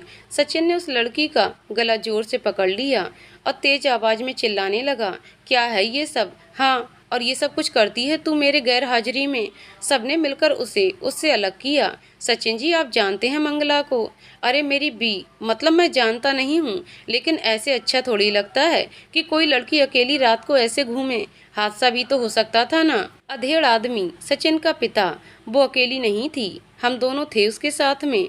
सूरज, और वैसे भी कोई जबरदस्ती लेकर नहीं गया था, वो खुद अपनी मर्जी से गई थी और उस पर से गाड़ी की सारी सीट भी खराब कर दी थी। सागरिका, वाह क्या बात है, क्या लॉजिक है आपका डॉक्टर साहब। लड़की गाड़ी के सामने आई और उसे कुछ नहीं हुआ, तो फिर उसे ये कैसे नहीं याद कि वो हॉस्पिटल कैसे पहुंची? और क्या क्या कहा आपने? उसकी वजह से गाड़ी की सीट खराब हो गई। माई फुट, ऐसी सड़ी हुई खटारा गाड़ी को तो कोई देखे भी ना, बैठने का तो सवाल ही कहाँ से होता है। खबरदार, जो मेरी राम प्यारी को खटारा बोला तो खटारा खटारा खटारा। बस फिर क्या था, दोनों ही एक दूसरे के बाल पकड़कर नोचने लगे। किसी को भी कुछ समझ नहीं आ रहा था कि दोनों क्यों लड़ रहे हैं, सिवाय दानिश और सुधाकर के, जो उन दोनों की कैट फाइट का मजा ले रहे थे। लेकिन बाकियों ने उनके एंटरटेनमेंट का सत्यानाश कर दिया और उन्हें एक दूसरे से अलग किया। मेरी गलती थी, मुझे तुम्हें बचाना ही नहीं चाहिए था। हाँ तो क्यों बचाया? रिक्वेस्ट की थी किसी ने? नहीं, हिप्पोक्रेटिक औत बीच में आ गया, वरना मैं तो पक्का तुम्हें वहीं छोड़ देता सड़क पर। यू नो व्हाट, उस दिन ना खुद खिड़की से कूदने की जगह तुम्हें धक्का देना चाहिए था, ड्रैकुला कहीं का। 3-4 लोगों ने सागरिका और उतने ही लोगों ने सूरज को पकड़ रखा था, इसलिए वो दोनों गालियों से ही काम चला रहे थे। अभय और विनय ने उन्हें डांटते हुए कहा, ये सब क्या हो रहा है? थोड़ी सी भी अक्ल है तुम में? थोड़े दिनों में तुम्हारी भी शादी होनी है, लेकिन हरकतें, शादी, और वो भी सिर्फ फ्री पागल चुड़ैल से। कभी नहीं, कुत्ते से शादी कर लूंगा, लेकिन इससे कभी नहीं। देखा देखा आप लोगों ने, आ गई ना इस ड्रेकुला की असलियत सामने। ये तो ना इंसानों के बीच रहने के लायक भी नहीं है। और क्या कहा तुमने? मुझसे शादी? वो तो सपने में भी नहीं होने वाली, क्योंकि मैं हाँ, इस मयंक सागरिका का दोस्त से शादी कर रही हूँ, और वो भी इसी मंडप में। क्या क्या बोला तुमने? तुम इस झिंगुर से शादी करोगी? तो फिर ठीक है, मैं भी इस तितली, मेरा मतलब है इस परी से शादी कर रहा हूँ, और वो भी इसी मंडप में। सब लोग मुंह और आंख फाड़े उनकी नौटंकी देख रहे थे, और वो दोनों अपने अपने चुने हुए पार्टनर के साथ पूरे एटीट्यूड में बैठे हुए थे। मयंक और हंसिका, सूरज की परी, अपना हाथ छुड़ाते हुए धीरे से उन्हें याद दिला रहे थे कि वो ऑलरेडी शादीशुदा हैं, लेकिन उन दोनों को तो कोई फर्क ही नहीं पड़ रहा था। सूरज का इशारा मिलते ही सुधाकर ने भी नौटंकी शुरू कर दी और रेखा जी के सामने हाथ पैर जोड़कर गिड़गिड़ाने लगा, आंटी जी, आपको तो पता ही है, मैं ठहरा अनाथ बेसहारा इंसान, अब तक आपके दिए सहारे की वजह से ही जी रहा था। एक एहसान और कर दीजिए मुझ गरीब पर, हमारी शादी भी यहीं इसी मंडप में हो जाने दीजिए। हम बच्चों को आप सबका आशीर्वाद भी मिल जाएगा, और आपको हमारी दुआ लगेगी सरकार। दुआ लगेगी? अगली नौटंकी पेश हुई हमारे दूल्हा बाबू सार्थक जी की तरफ से। माँ, मम्मी, पापा, पापा और हिम प्लीज, मुझे गलत मत समझना, लेकिन मैं मेरे दोस्तों के बिना शादी नहीं कर सकता। अब अगर शादी होगी तो हम सबकी एक साथ होगी, वरना नहीं होगी। अब तक तो सब लोग यही समझने की कोशिश कर रहे थे कि यहाँ आखिर चल क्या रहा है। तब तक में सार्थक बाबू ने इतना बड़ा बॉम्ब फोड़ दिया। इतना ज़्यादा हल्ला हंगामा हो चुका था वहाँ कि अब किसी में भी कुछ भी सोचने और समझने की ताकत ही नहीं बची थी। तो सब उनकी जिद मान गए, और एक तरफ दूल्हों के रूप में सार्थक, सचिन, सूरज, सुधाकर और मयंक को बिठाया गया, और दूसरी तरफ दुल्हनों हिमाद्री, मीनाक्षी, सागरिका, मंगला और हंसिका को बैठाया गया, और हल्दी की रस्म शुरू हुई। अब तक जो मीनाक्षी सागरिका के यहाँ होने और उसे मिलने वाले अटेंशन से परेशान थी, उसे अब वही सागरिका दिखाई भी नहीं दे रही थी, और वो बार बार उलझी हुई सी सुधाकर को देखने लग जा रही थी। उसे कुछ समझ नहीं आ रहा था कि जब खुद उसने ही सुधाकर को इनकार किया था, तो फिर क्यों वो बार बार उसकी तरफ खिंचती चली जा रही है, और मंगला के साथ उसे देखकर वो क्यों इतनी परेशान हो रही है। वहीं सचिन भी मंगला को वहां देखकर और यूं सबके साथ हंसते मुस्कुराते नाचते देखकर अंदर ही अंदर उबल रहा था। उसे मंगला से कभी प्यार नहीं था, और न ही उसने कभी उससे सही तरह से बात भी की हो, लेकिन हर पल डरी सहमी सी मंगला उसके अहम को संतुष्टि जरूर देती थी, और आज उसी मंगला को ऐसे खुलकर जीते देखकर उसका वही अहम तड़प उठा था, और अब वो बस एक मौका ढूंढ रहा था जिससे वो उसे वापस से डरा सके। लेकिन सूरज ने पहले ही सार्थक के साथ मिलकर उसका भी उपाय निकाल लिया था। हल्दी की रस्म खत्म हो गई थी, और अब सब अपने अपने कमरों में चले गए थे। वैसे तो सबको सख्त हिदायत दी गई थी कि हल्दी लगाने के बाद कोई भी अपने पार्टनर से नहीं मिलेगा। फिर भी सचिन दबे पांव और छुपते छुपाते दुल्हनों के कमरे में चला गया। जब सबको उनके कमरे बताए जा रहे थे तो वो फोन करने के बहाने से वहीं रुक गया था, और अब वो अकेले में मंगला को डराना चाहता था, और इसलिए उसके कमरे में चला गया। लेकिन जैसे ही वो कमरे में दाखिल हुआ, सामने मुस्कुराती और उसी का इंतजार करती सागरिका खड़ी थी। इसके पहले कि वो कुछ समझ पाता, वो जोर से चिल्लाने लगी, और उसकी आवाज़ सुनकर सब वहां आ जाते हैं, और सचिन को वहां देखकर उसकी टांग खींचने लगते हैं। क्या बात है जीजा जी, बिल्कुल भी सब्र नहीं हो रहा आपसे तो। हाँ तभी तो देखो, चोरी छिपे अपनी उनसे मिलने चले आए, लेकिन हाय रे किस्मत, रॉन्ग नंबर लग गया है जीजा जी का। वैसे रॉन्ग नंबर गलती से लग गया या फिर साली से सिफारिश करने आए हैं जीजा जी। इतने सारे लोगों को वहां देखकर सचिन वहां से निकलने में ही अपनी भलाई समझता है और जल्दी से अपने कमरे में चला जाता है। ऐसा नहीं था, सिर्फ सचिन ही इस समय अपने कमरे से चोरी छिपे निकला था। मीनाक्षी भी अपने बेचैन मन को शांत करने के लिए और ढेर सारे सवालों के जवाब जानने के लिए सुधाकर के कमरे में जा पहुंची थी। उसे वहां देखकर सुधाकर हैरान हो गया और फिर वक्त और जगह का ख्याल रखते हुए उसे जल्दी से कमरे में बुलाकर दरवाजा जल्दी से बंद कर लेता है और कहता है, आपको इस समय यहाँ नहीं आना चाहिए था राजकुमारी जी। उज्जैन में वो उसे इसी नाम से बुलाता था और मीनाक्षी उसे घोंचू कहती थी। तो तुम सच सच में मंगला से शादी?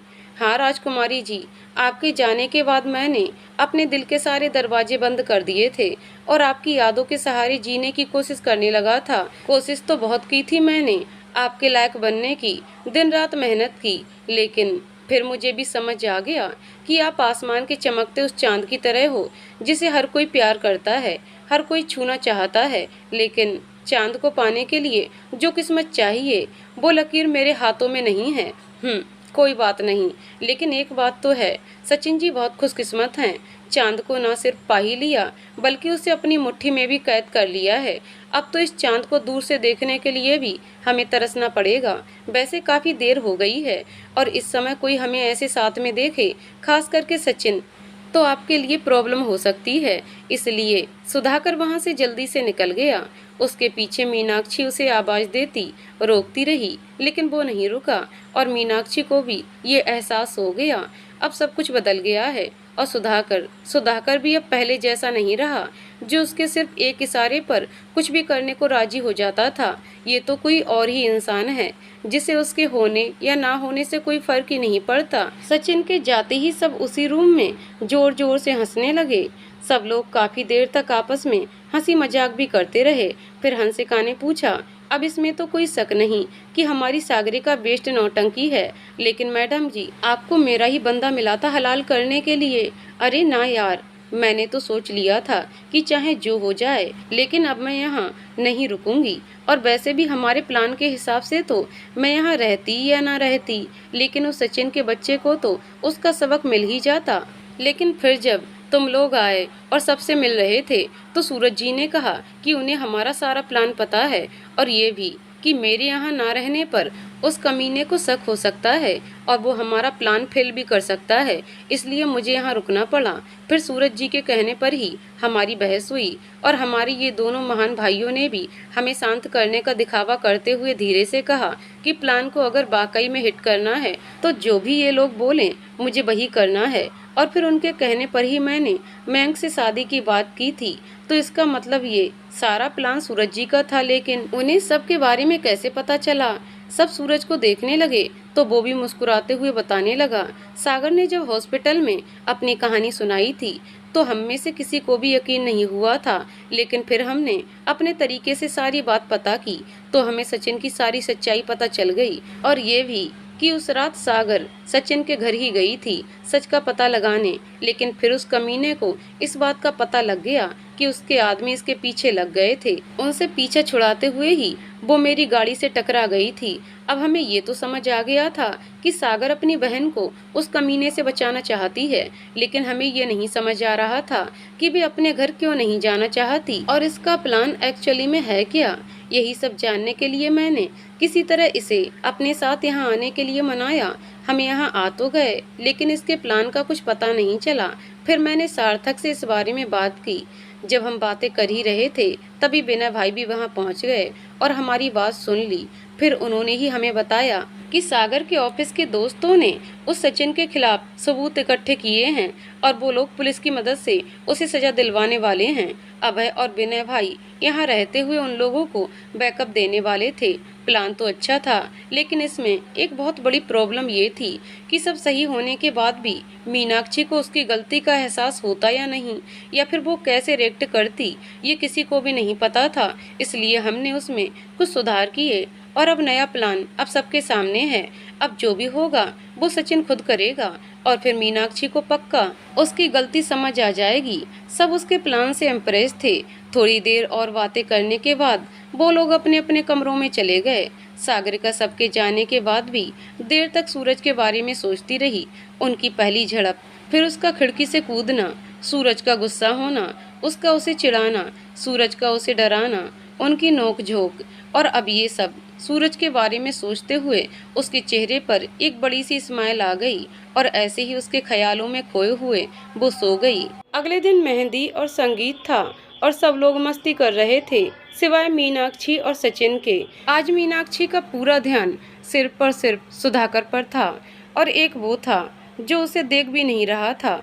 कभी मंगला के साथ डांस करता, तो कभी उसकी मेहंदी, उसके बाल ठीक करता, तो कभी किसी और तरह से उसका ध्यान रखता, और यही बात उन दोनों को खटक रही थी। मीनाक्षी को ये तो पता था कि सचिन एक बहुत ही लालची और कमीना, लड़कियों का फायदा उठाने वाला इंसान है, लेकिन उसे ये नहीं पता था कि वो शादीशुदा भी है और मंगला उसकी पत्नी है। इसलिए उसे मंगला से जलन हो रही थी। उसके डिजाइनर कपड़ों के सामने मंगला के कपड़े और गहने काफी मामूली थे, लेकिन फिर भी उसे एक जिम्मेदार और केयरिंग जीवन साथी मिलने वाला था। जबकि सब कुछ होते हुए भी मीनाक्षी को मजबूरी में एक निहायत ही घटिया इंसान के साथ शादी करनी पड़ रही थी। एक ऐसे इंसान के साथ जो अभी भी बैठा मंगला को ही घूर रहा था। उसे तो पता ही नहीं होगा कि इस समय उसे भी कुछ चाहिए होगा। वहीं सचिन के लिए लड़कियां सिर्फ मन बहलाने, अपना गुस्सा उतारने और अपनी नाकामी का इल्जाम लगाने का एक जरिया थी, और ऐसे में मंगला का यूं हंसना, नाचना और सबके साथ मस्ती करना उसे बिल्कुल भी पसंद नहीं आ रहा था। बर्दाश्त तो उसे उसका वहीं होना भी नहीं हो रहा था, लेकिन फिलहाल वो सबके सामने कुछ कह भी नहीं सकता था। लेकिन वो ऐसे हाथ पर हाथ रखे बैठने वालों में से भी नहीं था, इसलिए वो उससे बात करने का मौका तलाशने लगा। लेकिन यहाँ भी सब पूरी तैयारी के साथ बैठे थे और उसे एक पल को भी अकेला नहीं छोड़ रहे थे। सचिन ने अपने माँ बाप को भी डराने की कोशिश कर चुका था, लेकिन उन्होंने उसे तो पहचानने से ही इनकार कर दिया। देखिए सर, माना कि आप मेरे बेटे की उम्र के हैं, लेकिन मेरे बेटे की पहले ही शादी हो चुकी है और आप तो यहाँ शादी करने आए हैं।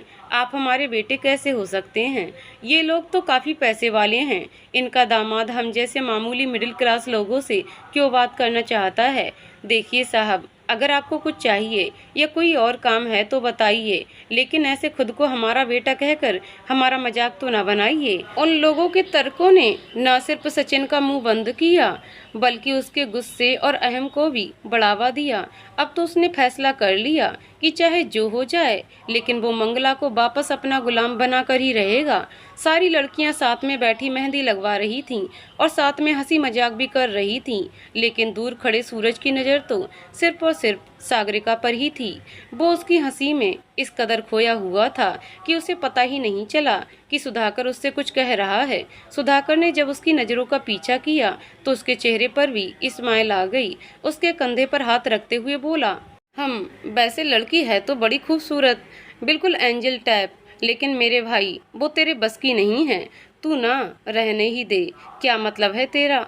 बेटा, इसके चक्कर में तूने हम सब से झूठ बोला, उसके लिए इतनी प्लानिंग की, उसके भाइयों तक को इम्प्रेस कर लिया, लेकिन अब तक उसे अपने दिल की बात बताई ही नहीं। कैसा फट्टू है तू? ओए, कोई फट्टू वट्टू नहीं हूँ ना, वो तो मैं ऐसे ही देख रहा था, वरना ऐसा कुछ भी नहीं है। पक्का? हाँ पक्का। फिर तो ठीक है, अब मैं आराम से उसे पटा सकता हूँ, कहकर सुधाकर जाकर सागरिका के बगल में बैठ गया और उससे बातें करने लगा। वहीं उन दोनों को ऐसे साथ में देखकर सूरज जल भुन गया। वहीं सुधाकर नॉर्मल बातें करते करते उसकी मेहंदी के बारे में बात करने लगता है। सागरिका ने सिंपल सी ही मेहंदी लगाई थी तो सुधाकर बोला, परी जी, मेहंदी तो आपकी अच्छी लगी है, लेकिन इसमें आपने नाम तो लिखा ही नहीं है। रुकिए, मैं खुद लिख देता हूँ। अगर आपको पसंद ना आए तो बेशक उसे मिटा दीजिएगा। सागरिका उसे रोकती रह गई, लेकिन फिर भी सुधाकर ने उसका हाथ पकड़ा और उस पर एस लिख दिया और फिर धीरे से उसके कान में बोला, मैंने तो सूरज का एस लिखा है, आप चाहो तो सागरिका का एस समझकर रहने देना, लेकिन मेरे पगले से दोस्त के बारे में एक बार जरूर सोच लेना। फिर वो वहाँ से चला गया। मीनाक्षी का ध्यान अब भी सुधाकर पर ही था। उसने उसकी कही आखिरी बात तो नहीं सुनी थी, लेकिन सागरिका के हाथ में लिखा एस और उसके चेहरे की चमक देखकर कुछ और ही समझ बैठी और एक बार फिर सबके सामने ही उस पर बरस पड़ी। तुम्हारी प्रॉब्लम क्या है यार? क्यों तुम मुझे चैन से नहीं जीने देती? क्यों तुम मेरी हर चीज को मुझसे छीन लेना चाहती हो? सुधाकर को यूं सागरिका के हाथ में मेहंदी लगाते देखकर सचिन को अच्छा बहाना मिल गया और उसने अपने पिता को तंज कसते हुए कहा, बड़ा अच्छा लड़का ढूंढ कर निकाला है आपने अपनी लाडली के लिए। देख लीजिए कैसे दूसरी लड़कियों के हाथ पकड़ रहा है, वो भी शादी से सिर्फ एक ही दिन पहले। हमारे यहाँ जब तक भाई अपनी बहन को मेहंदी ना लगाए, मेहंदी की रस्म पूरी नहीं होती। तो क्या ये रस्म सिर्फ एक ही लड़की के लिए है, बाकियों के लिए नहीं? सचिन के पिता खुद को बचाने का तरीका ढूंढ ही रहे थे कि तभी उन्हें मीनाक्षी के चिल्लाने की आवाज आई और वो उधर खिसक लिए। वहीं सुधाकर, जो सूरज के गुस्से से बचने के लिए इधर उधर भाग रहा था, और बाकी के लोग जो किसी काम में या मस्ती में लगे थे, वो भी मीनाक्षी की आवाज़ सुनकर उधर चल दिए। सुधाकर तो वहां से चला गया, लेकिन सागरिका के हाथ में लिखा एस उसके चेहरे की चमक देखकर मीनाक्षी को एक बार फिर गलतफहमी हो गई और एक बार फिर सबके सामने ही उस पर बरस पड़ी। तुम्हारी प्रॉब्लम क्या है यार? क्यों तुम मुझे चैन से नहीं जीने देती? क्यों तुम मेरी हर चीज को मुझसे छीन लेना चाहती हो? पैदा होते ही मुझसे मेरे मम्मी पापा छीन लिए, फिर सारे भाई बहन, अरे मेरे सारे दोस्त, वो मेरे घर मुझसे मिलने नहीं बल्कि तुम्हारे साथ खेलने आते थे। मैं तो तुम्हें उसी समय, लेकिन फिर दादी ने ये कहकर रोक लिया कि अभी बच्ची है, जैसे जैसे बड़ी होगी लोग उससे ज़्यादा मुझसे प्यार करने लगेंगे। लेकिन नहीं, इतनी बड़ी हो गई लेकिन अब भी पूरा घर इसी के नाम की माला जपते रहता है। ऐसा लगता है कि एक यही इस घर की बेटी है। मैं तो कुछ हूँ ही नहीं। मम्मी, मीनू, ये तू क्या कह रही है बेटा? हमने कभी भी तुम दोनों के बीच कोई भेदभाव नहीं किया बेटा। कोई भी माँ बाप अपने बच्चों में कभी भी कोई भेदभाव नहीं करते। और रियली तो फिर मुझे कभी भी ऐसा महसूस क्यों नहीं हुआ? हाँ बोलिए ना, अब चुप क्यों हैं? मीनू बेटा शांत हो जाओ पहले और बताओ कि बात क्या है। ये देखिए पापा, सागरिका का हाथ आगे करते हुए, ये देखिए और पूछिए इससे कि ये ऐसे इसने अपने हाथ पर क्यों बनवाया है। वो पापा, ये तो बस मैं बताती हूँ ना। आप लोगों को याद है इसने आते ही आप लोगों को उज्जैन का एक किस्सा सुनाया था। आज मैं आपको सच बताती हूँ, असल में ये उज्जैन कभी गई ही नहीं थी। वहाँ तो मैं थी, उसने वहाँ मुझे देखा था, उसके साथ समय भी मैंने ही बिताया था। ये असल में हमारी प्रेम कहानी थी जिसे इसने अपना बनाकर सुनाया था। ये सब सुनकर सागरिका के होश ही उड़ गए। उसे तो अब तक यही लग रहा था कि सूरज ने सबको इम्प्रेस करने के लिए कोई फिल्मी सी कहानी सुना दी है, लेकिन ये कोई फिल्मी कहानी नहीं थी, ये तो सच था। और सूरज और मीनाक्षी ने गुस्से में सब बताया, लेकिन लड़के का नाम नहीं बताया, तो सबको यही लगा कि वो सूरज की ही बात रही है। वही सुधाकर को लगा कि अगर मीनाक्षी ऐसे ही सच बोल देगी तो सचिन को खुद तो बचने का मौका मिल जाएगा, जो कि वो किसी भी तरह नहीं होने देना चाहता था। तो उसने तुरंत पुलिस को फोन कर दिया। मीनाक्षी को ऐसे चिल्लाते देखकर सचिन से भी नहीं रहा गया। उसने इस मौके का फायदा उठाते हुए कहा, क्या तुम मुझे इतना बड़ा धोखा कैसे दे सकती हो? जब तुम किसी और से प्यार करती थी तो मेरे साथ ये झूठा नाटक करने की क्या जरूरत थी? नाटक? मैंने नाटक किया? अगर मैंने नाटक किया तो फिर तुम क्या कर रहे थे इतने दिनों से? मैं बताती हूँ आप लोगों को सच। उज्जैन से आने के बाद जब मैं घर पहुंची तो मैंने देखा कि सागरिका इसे मार रही थी। उसने इसे मारकर बेहोश कर दिया और फिर चली गई। मैंने इंसानियत के नाते इसे हॉस्पिटल लेकर गई। होश आने पर इसने बताया कि गाड़ी पार्किंग के झगड़े की वजह से सागर ने उसे मारा था और वो उसके खिलाफ कंप्लेंट करेगा। मैंने इसे समझाने की और कंप्लेंट वापस लेने के लिए मनाने की कोशिश की तो इसने मेरे सामने शर्त रख दी कि जब तक ये पूरी तरह से ठीक नहीं हो जाता तब तक मुझे इसका ख्याल रखना होगा। सागर को बचाने के लिए मैं इसकी बात मान गई। उसके एक हफ्ते के बाद जब सागर अपने दोस्तों से बात कर रही थी तब मुझे पता चला कि वो सब कुछ उसने पार्किंग की लड़ाई की वजह से नहीं किया था, बल्कि इस इंसान ने एक लड़की के साथ बदतमीजी करने की कोशिश की थी, इसलिए उसने उसे मारा था। ये सब जानकर मुझे झटका लगा। मैंने जब इससे बात करने की कोशिश की तो इसने मुझे मेरे ही कुछ, जो कि इसने धोखे से अपने फ़ोन से शूट किए थे, फिर उन वीडियोज़ की वजह से इसने मुझे ब्लैकमेल किया और मुझे शादी के लिए मजबूर कर दिया। मीनाक्षी के पिता, बेवकूफ़ लड़की, हमारी इज्जत उछालने से पहले तूने एक बार भी अपनी बहन से बात करना जरूरी नहीं समझा। मानता हूँ उस समय तुझे उस इंसान को हॉस्पिटल ले जाना सही लगा, लेकिन उसकी बात पर भरोसा करने से पहले एक बार भी अपनी बहन से बात करना सही नहीं समझा। अगर मेरी सागर गलत भी थी तो क्या एक बड़ी बहन होने के नाते तेरा फर्ज नहीं बनता था कि तू उसे डांटे, उसे उसकी गलती का एहसास कराए? उल्टा तूने उसकी गलती पर पर्दा डालने की कोशिश की। सब लोग उन्हें शांत करने और समझाने की कोशिश करने लगे। इस समय वाकई में मीनाक्षी को लग रहा था उसने सागरिका से बात नहीं करके गलती कर दी थी। सब लोगों का ध्यान इस समय एक दूसरे को संभालने में लगे हुए थे। किसी को भी ध्यान नहीं रहा कि सागरिका वहाँ कहीं नहीं है। वैसे तो ये सब कुछ प्लान नहीं था, लेकिन फिर भी मीनाक्षी और सचिन की शादी टूट जाने से सब खुश थे। सचिन के पिता ने सबसे अपने बेटे की हरकत के लिए हाथ जोड़कर माफ़ी मांगी और सूरज और सुधाकर को उनके बेटे और बहू का घर बचाने के लिए धन्यवाद दिया। लेकिन तभी मंगला ने भी उनसे हाथ जोड़कर माफ़ी मांगी और कहा, माँ जी, पापा जी, आपके होते हुए मुझे कभी भी मेरे अपने माँ पापा की याद नहीं आई। आपने हर बार हर कदम पर मेरा साथ दिया है। मेरे लिए आपकी कही हर बात सिर माथे पर है, लेकिन अब मैं इस धोखेबाज इंसान के साथ एक पल भी नहीं रह सकती। मीनाक्षी जी बहुत किस्मत वाली हैं जिन्हें इतना प्यारा, समझदार और हर कदम पर साथ देने वाला परिवार मिला है। लेकिन ये कोई पहली और आखिरी लड़की तो नहीं होगी ना जिसकी ज़िंदगी हर इंसान ने खराब की होगी। उन सारी लड़कियों के आंसू सहने के लिए मैं इस इंसान का साथ नहीं दे सकती। उसकी बात सुनकर सबको उससे हमदर्दी भी थी और खुशी भी कि देर से ही सही, लेकिन उसने सही फैसला लिया था।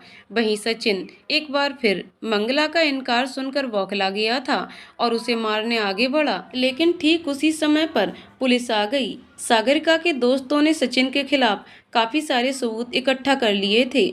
बस वो लोग उसका इस्तेमाल करने के लिए सही समय का इंतजार कर रहे थे। उन्होंने पुलिस को वो सारे सबूत दे दिए। सचिन की सच्चाई बाहर आने से खुश सभी घर वाले एक दूसरे को बधाई दे रहे थे। मीनाक्षी को यही सही समय लगा। वो सुधाकर के पास आई और प्यार से कहा, आई एम सॉरी सुधाकर जी, मैंने आपको पहचानने में गलती कर दी।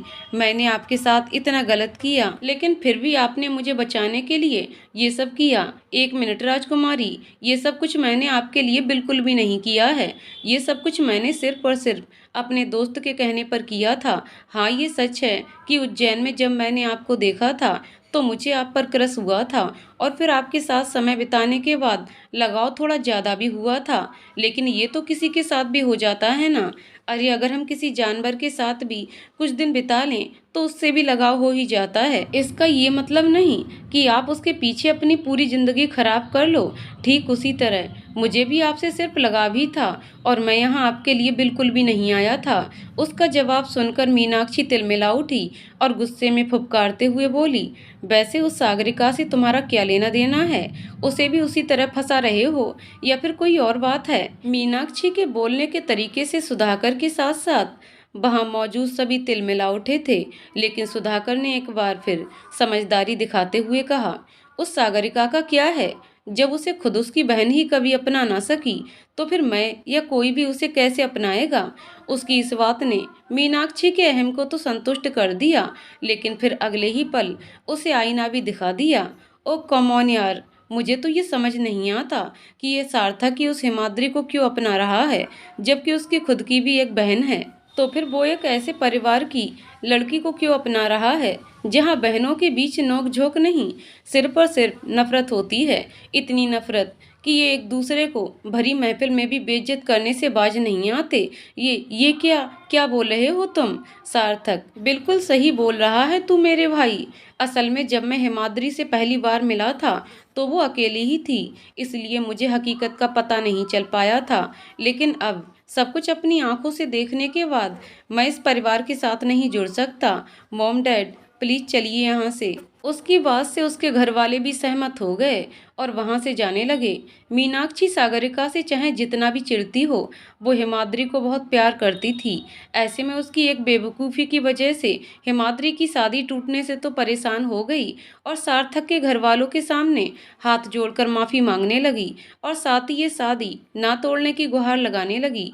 बाकी घर वाले भी उन्हें मनाने लगे, लेकिन वो लोग अपनी बात से पलटने को बिल्कुल तैयार नहीं थे। तभी अभय और सूरज की आवाज़ उनके कानों में आई, जो सागरिका को पुकार रहे थे। असल में अब तक किसी ने भी ध्यान नहीं दिया था, लेकिन सागरिका बहुत देर से गायब थी। सूरज और अभय उसे ढूंढते हुए पूरे घर में घूम रहे थे, लेकिन उसका कुछ पता ही नहीं चला। जब सबको इसका पता चला तो वो लोग भी अपने अपने तरीके से उसे ढूंढने लगे। हंसिका ने अपने फ़ोन से उसके फ़ोन का लोकेशन चेक किया तो वो रेलवे स्टेशन का दिखा रहा था। जब सबको इसका पता चला तो सब और भी ज़्यादा परेशान हो गए और उसे रोकने के लिए रेलवे स्टेशन पर चल पड़े। रेलवे प्लेटफॉर्म पर आंखों में आंसू लिए सागरिका अपने फ़ोन में पिछले 2 दिनों के फ़ोटोज़ देख रही थी। उसे अब भी यकीन नहीं हो रहा था कि उसकी अपनी बहन ही उससे इस हद तक नफरत करती है।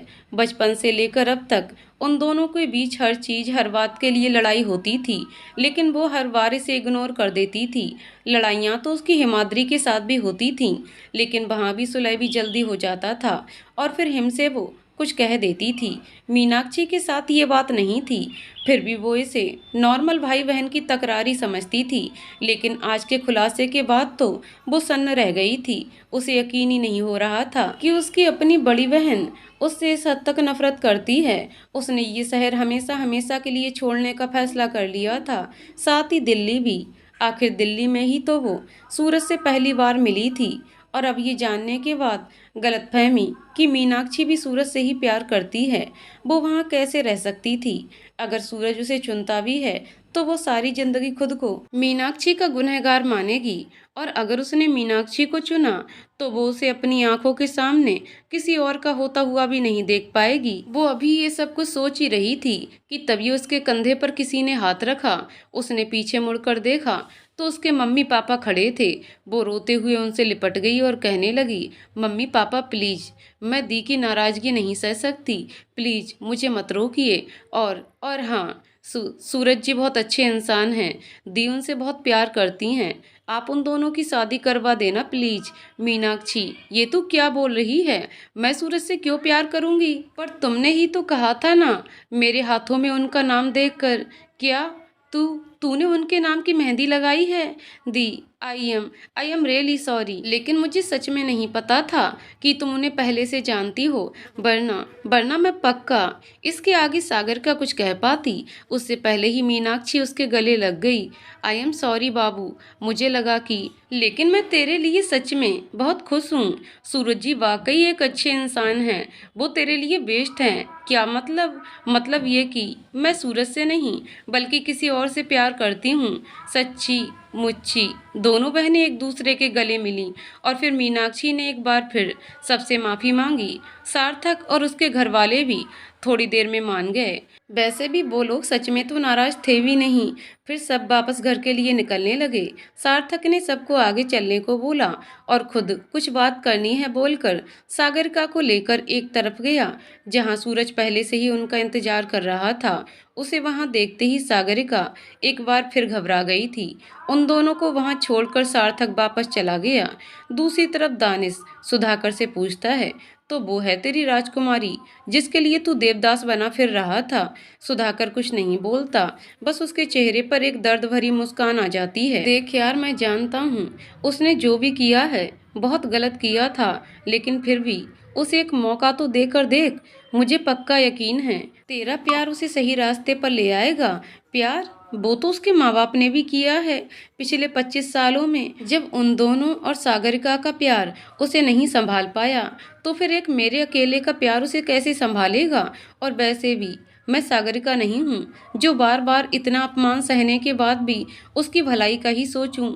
मुझसे नहीं हो पाएगा यार, और प्लीज अब इस बारे में मुझे और कुछ नहीं कहना है। सूरज अपनी घबराहट को छुपाने की नाकाम कोशिश करती सागरिका के करीब आया और उसके हाथ में लिखे एस को प्यार से चूमते हुए बोला, क्या किस्मत है, देखो ना, उस दिन एक्सीडेंट तुम्हारा हुआ और दिमाग मेरा खराब हो गया है।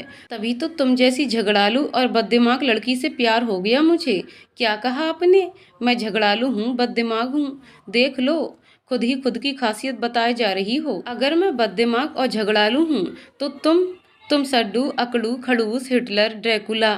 सूरज ने उसे कमर से पकड़कर अपनी ओर खींचा और उसके माथे को चूमकर प्यार से बोला, जो भी हूँ, जैसा हूँ, सिर्फ तुम्हारा ही हूँ। उसकी बात सुनकर सागर शर्मा गई और उसके सीने में छुप गई।